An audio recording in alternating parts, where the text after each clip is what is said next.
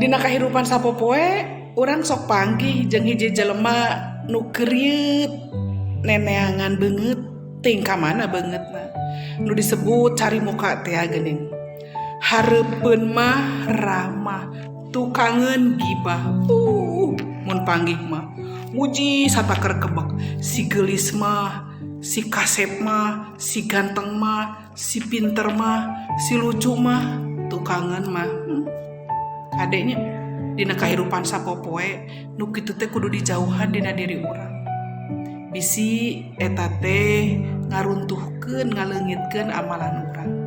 urang leungitkeun teh ayeuna-ayeuna nya nu gede-gede hiji leungitkeun dina diri urang teh gede hulu nu disebut takabur teh atawa sombong nu kadua nu kudu dileungitkeun teh gede wadul al-kazib atawa gede bohong teh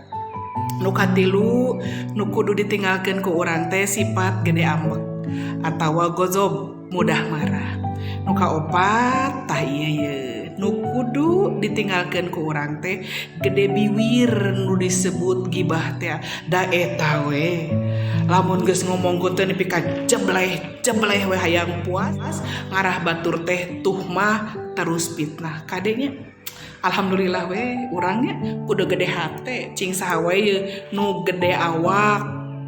tong ngarasa aya kakurangan keun bae da eta teh hiji kelebihan utamina mah kelebihan berat badan jadi teu disebut di dieu mah keun bae nu gede awak regreg aya batur jeung sim kuring mudah-mudahannya Allah ngajaga ngariksa urang dijauhan tina sifat-sifat anu opat tadi mudah-mudahan manfaat. Assalamualaikum warahmatullahi wabarakatuh.